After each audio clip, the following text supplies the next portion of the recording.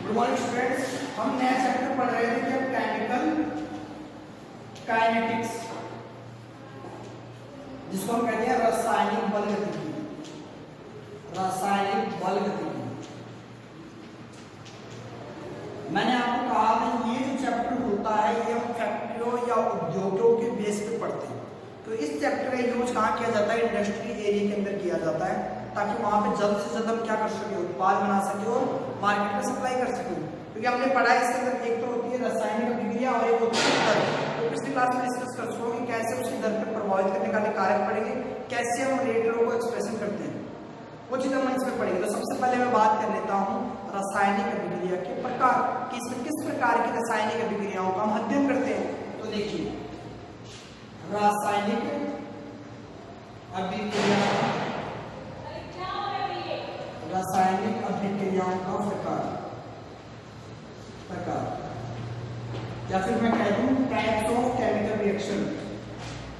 Types of chemical reaction हम बात कर रहे हैं रासायनिक अभिक्रिया के प्रकार के बारे में। आपको बता दूं रासायनिक अभिक्रिया के प्रकार को रासायनिक बल गतिकी के चैप्टर में 3 भागों में बांटा जाता है, और वो भी किस पर आधारित? दर के ऊपर आधारित। किस पे आधारित होती है? दर के अकॉर्डिंग हम उसको क्या करते हैं? 3 भागों में बांटते हैं। दर का मतलब गति, उसकी स्पीड के आधार पर क्या करते हैं? 3 भागों में बांटते हैं। पहला क्या करते हैं? अति तीव्र अभिक्रिया। आपको देखो नाम में स्पष्ट दिखाई दे रहा है कि दर पे आधारित है। इसका दूसरा नाम होता है तात्कालिक अभिक्रिया। क्या होता है? तात्कालिक अभिक्रिया।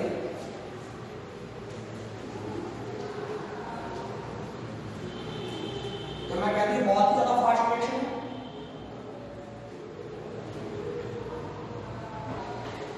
फिर देखिए दूसरी आपकी अभिक्रिया होती है वो होती है मंद अभिक्रिया। कौन सी होती है?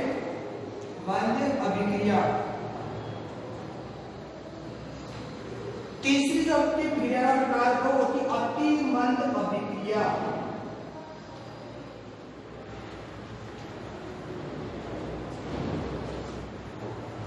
अब देखिए बात कर लेते हैं सबसे पहले अति तीव्र अभिक्रिया।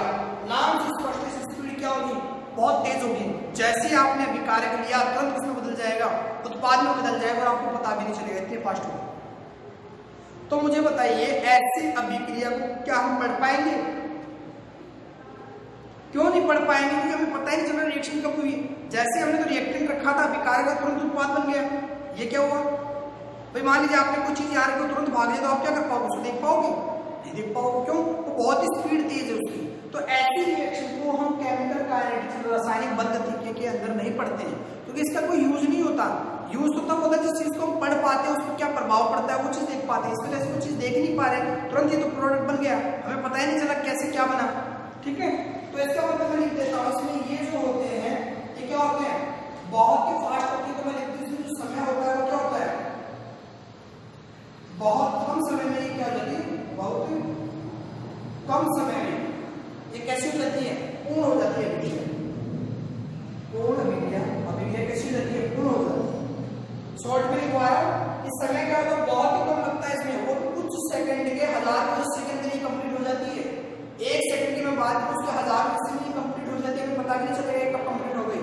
इसकी स्पीड इतनी तेज होती है, ये पूर्ण अभिक्रिया कब होती है? बहुत ही कम समय में पूर्ण हो जाती है, पता भी नहीं चलता है। फिर देखिए दूसरा पॉइंट, ये अभिक्रिया आयनों के मध्य होती है। आयनों के मध्य होती है। ये अभिक्रिया आयनों के मध्य होती है, या फिर मैं कह दूं किसमें होती है? आयनिक अभिक्रिया होती है। ये एक प्रकार की कैसी अभिक्रिया है? आयनिक अभिक्रिया है। कौन सी? अति तीव्र अभिक्रिया। क्योंकि आयनों के मध्य होती है। आयन किसमें बनेंगे? आयनिक कंपाउंड में, आयनिक यौगिकों में बनेंगे। तो मैं कहती हूँ आयनिक अभिक्रिया होती है, वही हमारी अति तीव्र अभिक्रिया होती है, क्योंकि आयनों के मध्य बन रही है। अब देखिए कैसे बनती है, उदाहरण बताता हूँ मैं आपको आयनों के मध्य।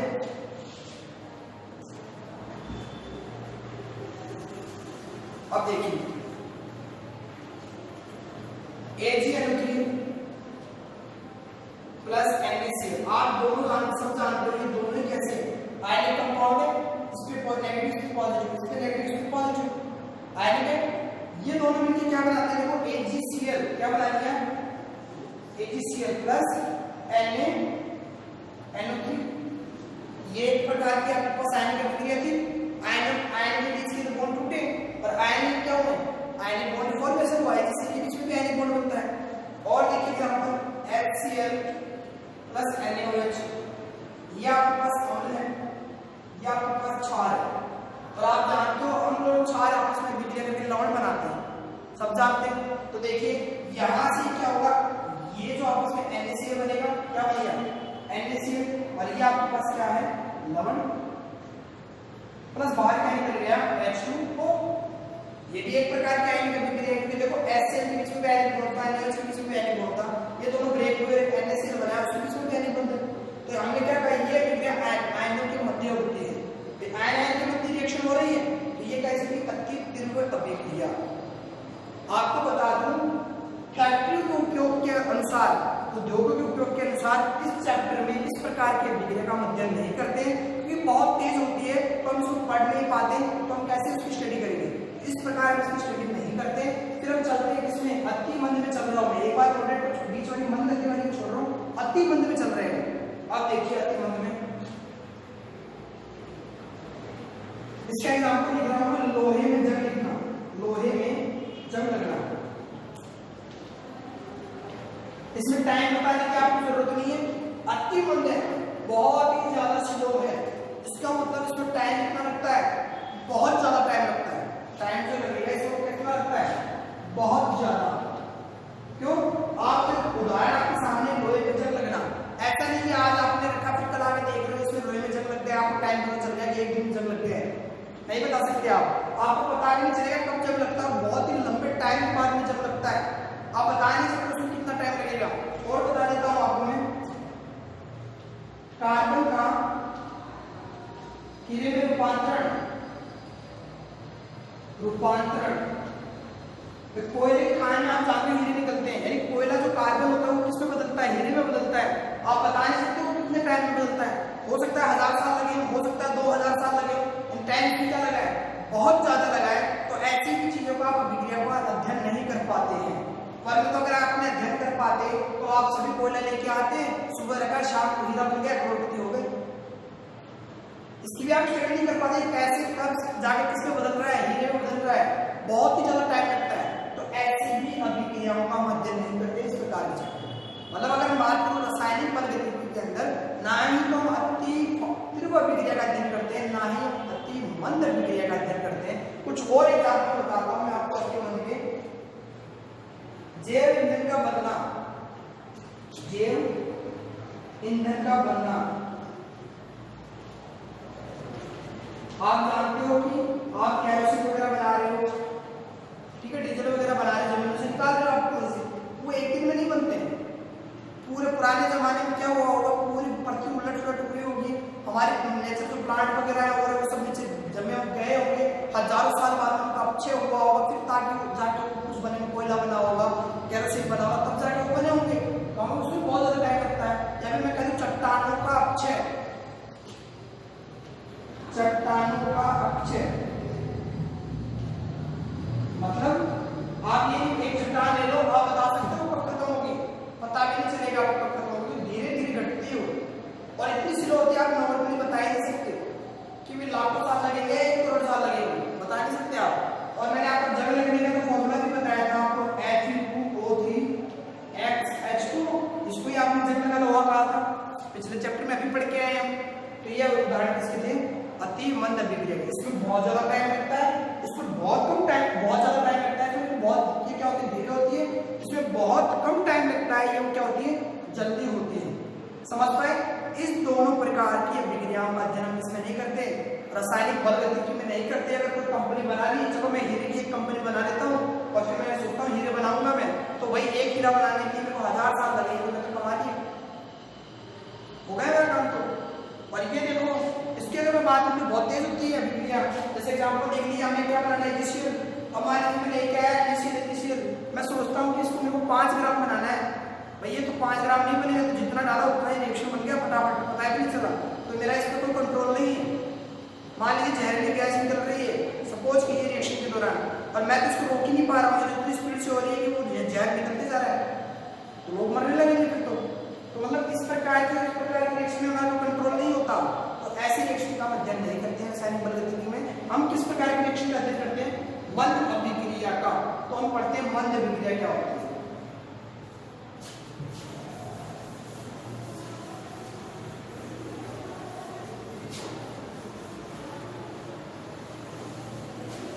मंद अभिक्रिया,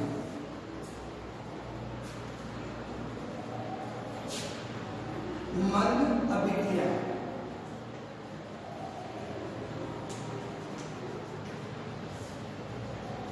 तो पहला पॉइंट,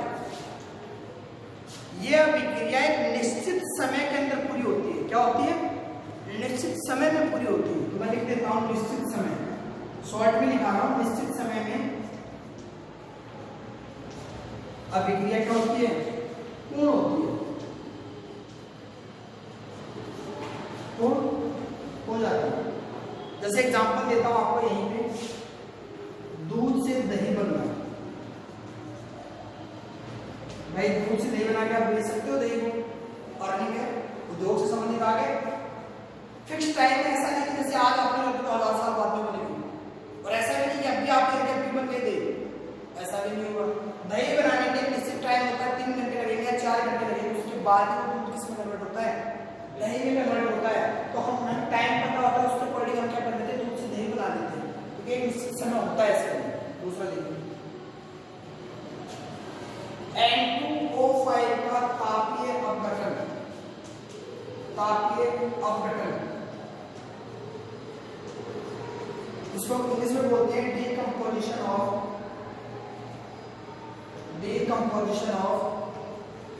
N2O5। आपको बता दूं, अगर इंग्लिश में कहीं भी ये डी शब्द मिल जाए आपको, उसका मतलब होता है हटना। अब वो चाहे डी नाइट्रिफिकेशन हो, डी इलेक्ट्रॉनिफिकेशन हो, डी हैलोजिनेशन हो, या फिर आप हिंदी में बात कर सकते हो बी, हिंदी में लिखते हो ना बी हैलोजनीकरण।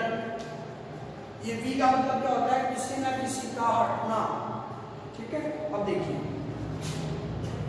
N2O5 है, इसका नाम क्या है? Nitrogen pentoxide. क्या नाम है इसका? Nitrogen pentoxide. नाइट्रोजन के 5 ऑक्सीजन है, कितना देगा? पेंटा ऑक्साइड। ये किसमें टूटेगा? 2N2O4 plus O2। तो देखिए इससे बाहर निकल गया, मतलब ये होगा कुछ ना कुछ बाहर निकलेगा, इसमें से बाहर क्या निकल रही है? ऑक्सीजन गैस बाहर निकल रही है। और एग्जांपल देखता हूं, हाइड्रोजन परऑक्साइड का देखता हूं, थर्ड, ये आपके पास H2O2 है, हाइड्रोजन परऑक्साइड। क्या नाम है इसका? Hydrogen peroxide. जैसे इस रिएक्शन कराओगे तो किसमें कन्वर्ट हो जाएगा? 2H2O plus O2। देखो O2 बाहर निकल गया, 2H2O बन गया, बैलेंस है दोनों इक्वेशन। ठीक है, आगे देखिए, यानी हाइड्रोजन का भी विघटन कर दिया, तो इसका नाम क्या लिख दोगे? H2O2 का विघटन। मैंने कहा था जहां पर भी आपको ये बी दिख जाए, मतलब अपना कहीं भी दिख जाए कोई भी रिएक्शन में विघटन, बी हैलोजनीकरण, ठीक है, बी नाइट्रीकरण, मतलब उसमें से बी का मतलब हटेगा। अब हैलोजन की बात करते हैं, बी हैलोजनीकरण तो हैलोजन हटेगा, बी नाइट्रीकरण की बात करते हैं तो नाइट्रोजन हटेगा। ये आपको ध्यान में रखना है। ठीक है, आगे देखिए,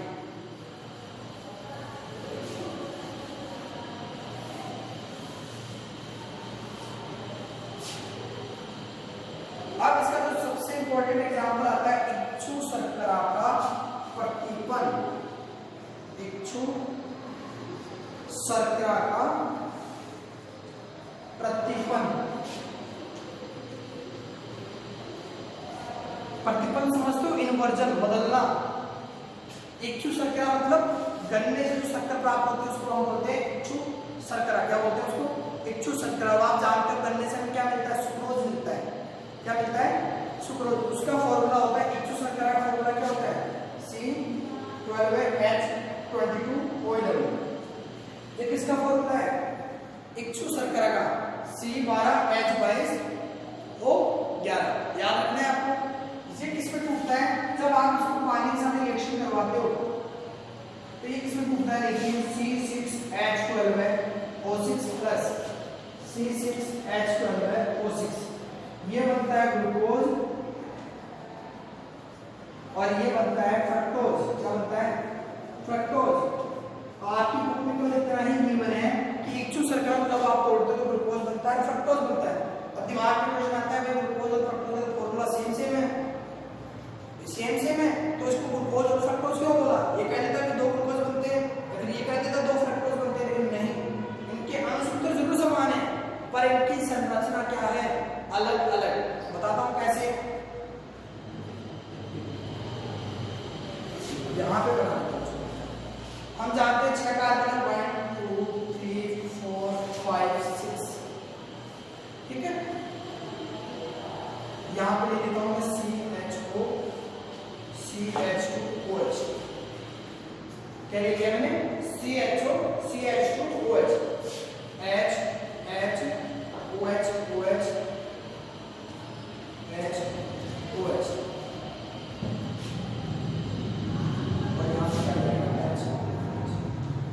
ये फॉर्मूला देखिए, ये फॉर्मूला किसका है, ग्लूकोज का।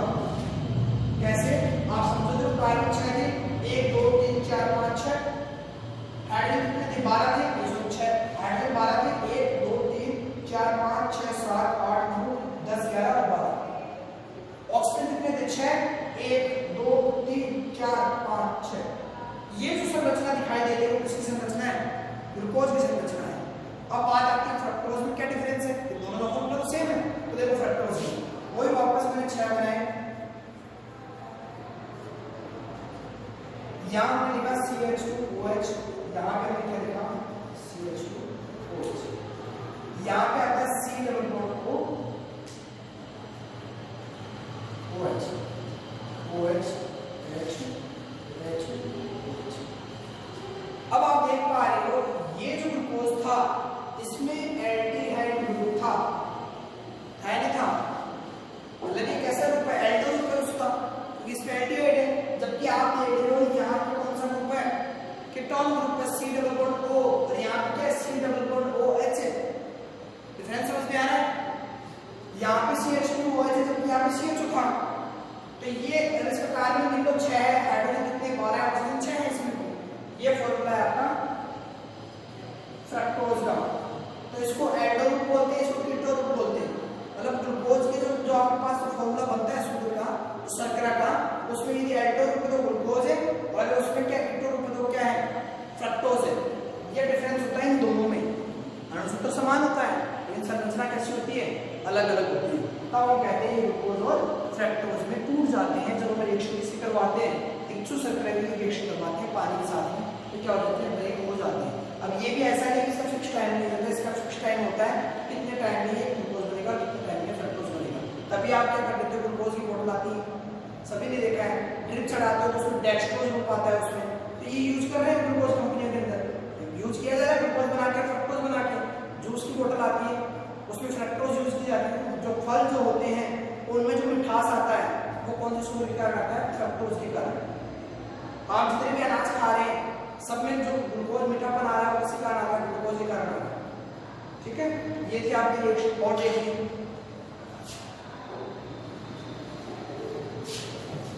मैंने आपको बता दिया क्या डिफरेंस होता है।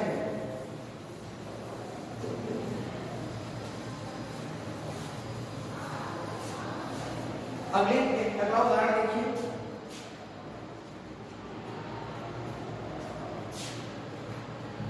NaOH की उपस्थिति में, अगला उदाहरण है NaOH की उपस्थिति में एस्टर का अपघटन, एस्टर का अपघटन या एस्टर का जल अपघटन, जल अपघटन। अब देखिए एस्टर जल अपघटन, पहले तो मैं आपको बता दूं कि एस्टर ग्रुप कौन सा है। भाई हमें ये भी तो पता होना चाहिए ना एस्टर बॉन्ड किसको है। ये जो ग्रुप होता है आपके C डबल बॉन्ड O, ये एस्टर ग्रुप होता है। कौन सा होता है, एस्टर ग्रुप। यदि अगर यहाँ पे H बन जाता है तो ये क्या बन जाता है, अम्ल बन जाता है, एसिड बन जाता है, ठीक है। और यहाँ पे यदि ये हट जाए तो ये कीटोन ग्रुप। अभी देखा है आपने C डबल बॉन्ड समझ गए एस्टर ग्रुप कौन सा होता है ये। अब देखिए C2H5C double bond O COO लिख दिया मैंने फॉर्मूला, आगे लगा देंगे C2H5। ये मेरे पास कैसा है एस्टर है। अगर आप देख पा रहे हो इसमें कौन सा ग्रुप है एस्टर ग्रुप है, ये तो है, इसको हम ऐसे लिख सकते हैं CO। अब देखिए इसका जरूर गठन कर रहा है किसकी उपस्थिति में NaOH की, मैं लिख देता हूं NaOH। जरूरी नहीं है आपने C2H5 भी लगा हुआ, CH3CH3 भी लगा सकते हो, C3H7 भी लगा सकते हो। वो तो यहाँ पे आप शॉर्ट में समझो RCOOR, दोनों कुछ भी हो सकते हैं, ये दोनों एक जैसे भी हो सकते हैं, ये दोनों अलग अलग भी हो सकते हैं। यहाँ पे CH3 लगा दिया, यहाँ पे C2H5 लगा दिया, कोई प्रॉब्लम नहीं है, मतलब होना चाहिए एस्टर ग्रुप। अब देखिए देखेंगे तो ये बोर्ड यहाँ पे हमने क्या जोड़ दिया, यहाँ पे C2H5 जोड़ दिया और यहाँ पे क्या जोड़ दिया C2H5 जोड़ा। ये बॉन्ड टूटेगा यहाँ से, आप जानते हो क्या होगा, सुनिए यहाँ से ये बॉन्ड टूटेगा यहाँ से, आप जानते हो नेगेटिव होता है, आपकी तरफ इलेक्ट्रॉन खींचेगा, इलेक्ट्रॉन जैसे खींचेगा इस पे पॉजिटिव आएगा, इस पे नेगेटिव आएगा। और वैसे ही टूटेगा NaOH, इस पे पॉजिटिव इस पे नेगेटिव, पॉजिटिव किधर जाएगा नेगेटिव वाले के साथ, तो क्या बना C2H5O Na चला गया पॉजिटिव उसके साथ, नेगेटिव किसके साथ जाएगा OH पॉजिटिव वाले के साथ, तो क्या बना C2H5CO, ये तो यहाँ था, और क्या आ गया साथ में OH, ये तो बन गया हम, ये क्या बन गया आपके पास सारे। इस प्रकार आप रिएक्शन देख लेते हैं किसकी एस्टर की जरूरत पड़ेगी। ये भी अभिक्रिया कैसी है, एक मंद अभिक्रिया है, इसका भी अनुपात समय जो होता है वो कैसा होता है निश्चित होता है। और देखिए आपको कुछ एक पॉइंट बताता हूँ,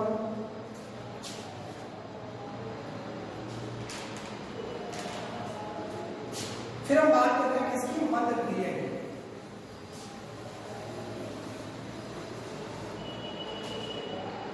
मंद अभिक्रिया देखो ये जो पहले हमने पढ़ी थी अति तीव्र अभिक्रिया, हमने कहा था वो एक प्रकार की आणविक अभिक्रियाएं होती है सारी। यहाँ पे ये प्रकृति कैसी होती है आणविक प्रकृति होती है, कैसी होती है आणविक प्रकृति की अभिक्रिया होती है। अब बात आती है आणविक प्रकृति का मतलब, देखो आणविक अभिक्रिया जितनी भी होती है उसके अंदर क्या होता है विकारक के बंध टूटते हैं और उत्पाद के बंध क्या होते हैं बनते हैं। समझ रहे हो विकारक उत्पाद, भाई अभी हमने बनाया था इच्छु शर्करा से ग्लूकोज और फ्रक्टोज बनाए थे, तो इच्छु शर्करा का जो फॉर्मूला था वो टूटा, उसमें C12 थे H22 थे, वो क्या थे वो टूटे, यानी वहां पे पुराने बंध क्या हुए टूटे, फिर आपके ग्लूकोज और फ्रक्टोज बने यानी नए बंध बने। तो यही तो होती है सारी आणविक प्रकृति क्या होती है, जिसके क्रियाकारक में तो क्या होते हैं बंध टूटते हैं पुराने, और उत्पाद में क्या होते हैं नए बंध बनते हैं। वो सारी प्रकृति से आणविक अभिक्रिया होती है। 5-7 मैंने एग्जांपल बता दिया आणविक अभिक्रिया के आपको, ताप विचलन गठन बता दिया आपको, विघटन बता दिया आपको, और देख लेते हैं उसका एग्जांपल हो N2+3H2 आणविक अभिक्रिया करते हैं, ये परमाणु नाइट्रोजन हाइड्रोजन N2 मिलकर क्या बना लिया बनाए, अगर मैं ऐसे लिखता NO तो परमाणु की अभिक्रिया हो जाती है। ये N2 है, परमाणु मिलकर क्या बनाते हैं अणु बनाते हैं, ये अणु है ये भी अणु, दोनों अभिक्रिया करेंगे तो क्या बना लेंगे 2NH3 अमोनिया गैस बना लेंगे। ये एग्जांपल किसका है मंद अभिक्रिया का। तो अगर हमें पता चल जाए कि इस जो मंद अभिक्रिया होती है उसका टाइम तो फिक्स है, अब वो हमारे हाथ में है कि हम उसको स्पीड बढ़ा भी सकते हैं, उसकी स्पीड कम भी कर सकते हैं। हमने पढ़ा था कि इसको प्रभावित करने वाले कारक सांद्रता, ताप, दाब, उत्प्रेरक, उनकी सहायता से हम क्या करते हैं इसकी स्पीड कम या ज्यादा कर लेते हैं। मान लीजिए हमें दही ज्यादा मात्रा में चाहिए, प्रोडक्ट मार्केट में हमारी बहुत अवेलेबिलिटी होगी कि हमें दही चाहिए बहुत सारे, तो हम चाहेंगे कि अगर 3 घंटे में बन सकती है तो हम उसको 2 घंटे में बनाने का प्रयास करेंगे। क्यों? क्योंकि हम चाहते हैं उसकी स्पीड क्या हो जाए बढ़ जाए। उसके लिए हम क्या करेंगे उसमें फैक्टर क्या कौन कौन से कारक उसको प्रभावित करते हैं वो मिलाएंगे उसमें। अब वो कंडीशन होती है कि क्या करना पड़ेगा उसके लिए, सांद्रता बढ़ाए या फिर ताप बढ़ाए या कम करें, वो हमें देखना होता है इनमें। तो ये अभी देखते हैं मंद अभिक्रिया क्या होती है, अगली क्लास में हम देखेंगे उसको किस प्रकार से प्रभावित होता है। उससे पहले मैं आपको प्रभावित होने वाले कारक से पहले हम देखेंगे कि रेट ऑफ रिएक्शन अभिक्रिया की दर कैसे निकालते हैं। हमने बताया था अभिक्रिया की दर पढ़ते हैं, रासायनिक अभिक्रिया और अभिक्रिया की दर, ये तो बताया था मैंने रासायनिक गति इन केमिकल काइनेटिक्स। केमिकल का मतलब केमिकल रिएक्शन, रासायनिक अभिक्रिया, काइनेटिक्स का मतलब स्पीड या रेट या दर या गति। अब हमने ये तो पढ़ ली रासायनिक अभिक्रिया, तो कितने प्रकार की होती है, कौन सी का हम अध्ययन करेंगे। अब हम पढ़ेंगे दर को कैसे निकालते हैं। मैं आपको शॉर्टकट एक यूनिवर्सल फॉर्मूले से डेराइव करवाऊंगा, आपकी बुक में अलग अलग जगह दे रखी है इक्वेशन, मैं सारे को कंबाइन करने की कोशिश करूंगा, 1 या 2 दिन के अंदर पूरी हो जाए, कैसी भी रिएक्शन आ जाए आप रेट निकाल पाओगे। समझ रहे हो बात को, हम यूनिवर्सल फॉर्मूला बनाएंगे उसका। तो ये था हमारा क्या, रासायनिक अभिक्रिया में अभिक्रियाओं के प्रकार। आज के लिए इतना ही, बाकी नेक्स्ट क्लास में करेंगे। Thank you.